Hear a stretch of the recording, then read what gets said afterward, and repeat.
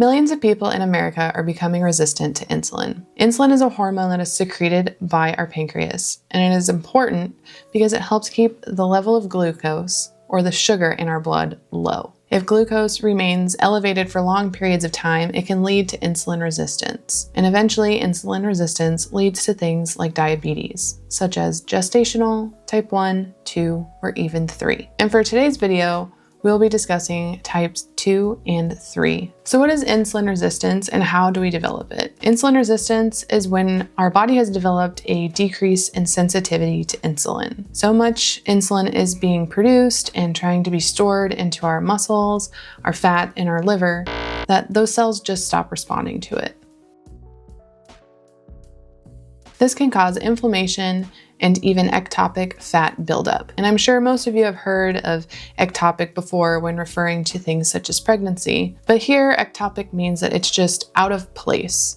So when this fat buildup becomes ectopic, it's now storing fat inside the organs, or for example, inside the liver. Storing fat inside the liver can then lead to fatty liver disease. Now let's walk through how insulin resistance works in relation to the liver. So someone eats a sugary food or a sugary meal, and the pancreas then responds by producing the insulin. The insulin pulls the glucose into the muscle, fat, and liver cells for storage to lower the body's blood sugar. This person chronically eats high sugar foods, and the body gets tired and develops insulin resistance. So now the body's blood sugar is still high, and the glucose is then converted into fat and stored inside the liver, resulting in fatty liver disease. Fatty liver disease, if left untreated, can lead to cirrhosis and even failure of the liver. Insulin resistance can lead to type 2 and type 3 diabetes. In type 2 diabetes, the response to insulin is diminished, and this is defined as insulin resistance. During this state, insulin is ineffective and is initially countered by an increase in an insulin production to maintain glucose homeostasis. But over time, insulin production decreases, resulting in type 2 diabetes. I'll post a link below for you to check out the article. When I was going through nursing school about 10 years ago, type 3 diabetes wasn't a thing we learned about. Only more recently have people started discussing it. And I'm not sure if it's like officially being taught in medical school and nursing school today, but this is a term that links Alzheimer's disease to brain insulin resistance, meaning that the brain cells aren't using glucose properly, leading to a cognitive decline. Another article I'll link below helps explain this new diagnosis. Here is the summarized conclusion of that article. Altogether, the results of this study provide strong evidence in support of the hypothesis that Alzheimer's disease represents a form of diabetes mellitus that selectively afflicts the brain. Referring to Alzheimer's disease as type 3 diabetes is justified because the fundamental molecular and biochemical abnormalities overlap with type 1 and type 2 diabetes rather than mimic the effects of either one. Now I'll be discussing about what kinds of foods will elevate your blood sugar. The answer is simple. It's carbohydrates. Carbohydrates are made up of two different types of food: starches and sugars. They are chemically made up of glucose molecules, so when they are eaten, they are turned directly into sugar. Now, what exactly is a starch? It's things like breads, pasta, rice, potatoes, and even oats. And what do I mean by sugars? Other than the candy you get at Halloween, I'm talking about juices, soft drinks, baked goods where you're adding the granulated sugar, or even fruit. Now I know what you're thinking, fruit? I thought it was healthy for me. It's a plant after all. Well, it can definitely vary. Berries are typically lower in sugar than other fruits, whereas they also have an increased amount of fiber. If you were to take a fruit that was high in fiber and put it into a smoothie by blending it all up, you're completely destroying that fiber and making it a lot easier for your body to access the sugar in that fruit. So if you don't like counting carbs, then I recommend eating a diet that's high in protein and foods that are rich in fats. Things such as eggs, beans, cheese, nuts, avocados, and seeds. In recent years, a ketogenic diet has been proven to help with high blood sugar because it reduces your blood glucose spikes as you are not eating any or even very little carbohydrates. If you need any more encouragement to help pay attention to your blood sugars, here are 3 more big complications that arise from having insulin resistance. The first one is diabetic ketoacidosis. And this is when there's so much glucose in the bloodstream that the body tries to get rid of it. And how it does this is by the kidneys excreting or urinating out the excess glucose among other electrolytes. Now, this type of diuresis can lead to dehydration and extreme electrolyte loss. Excessive electrolyte loss can be a medical emergency.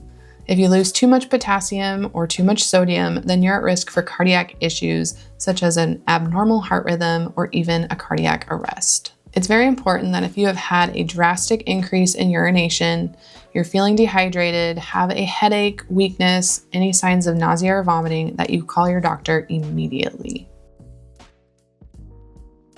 Microvascular diseases are characterized by capillary membrane thickening. And what is a capillary? It is the very small vessels that form a network between your arteries and your veins. Your eyes are a huge one that are affected by small vessels.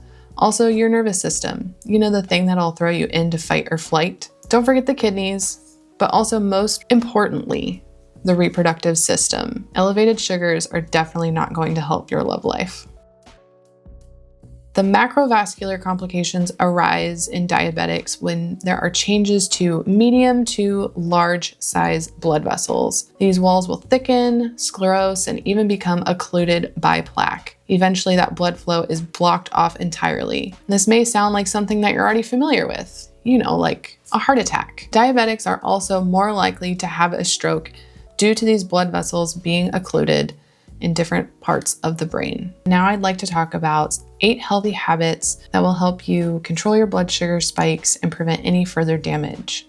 All of these habits come from the book Glucose Revolution that was written by Jessie Inchauspé.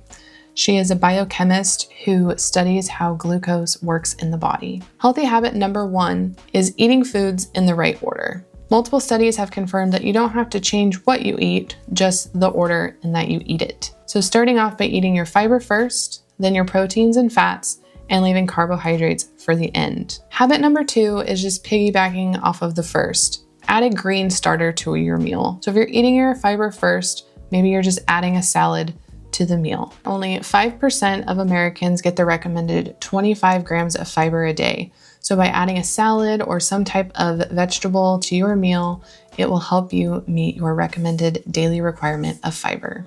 Number 3 is flattening your glucose spike at breakfast. And I know you've heard that breakfast is the most important meal of the day. And that's true because when we wake up in the morning, our body is functioning in a fasted state. So if we just go grab a big bowl of sugary cereal, all of that glucose is going to go straight into our bloodstream and it's going to make us crave sugar for the rest of the day. So instead, try increasing your fiber and trying maybe even a protein breakfast. So habit number 4 is picking a dessert over a sweet snack. And what I mean by that is not waiting too long to have your sugary dessert so that your body has then returned back to its fasted state. So if you want to have that sugary sweetness, go ahead and have it. Just eat it closer to the time that you're eating your regular meal. Habit number 5 is reaching for vinegar before a meal. Vinegar has been scientifically proven to help lower blood glucose spikes. So by putting just 1 tablespoon of any 5% vinegar in a whole glass of water and drinking it about 20 minutes before, even during your meal, or even 20 minutes after your meal will significantly lower your blood glucose spike. Most people swear that apple cider vinegar is a little bit more appetizing than some of the other vinegar options. Just remember, even though the vinegar is diluted, you should still drink it through a straw to protect your tooth enamel. Habit number 6 is a family favorite of ours. We get up and move after we eat.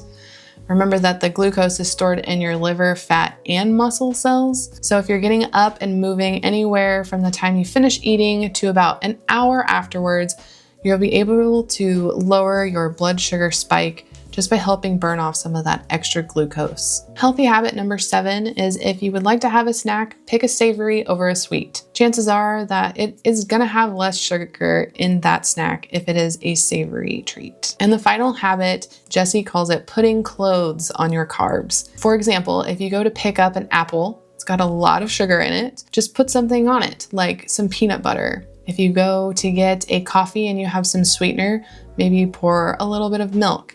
just put some clothes or some fat and protein on your carbs. So if you like these habits or you like what this author has to say, I'm going to reference the Glucose Revolution book and an Amazon link below. If you'd also like to learn more, but you're not quite a reader, I will also reference an interview.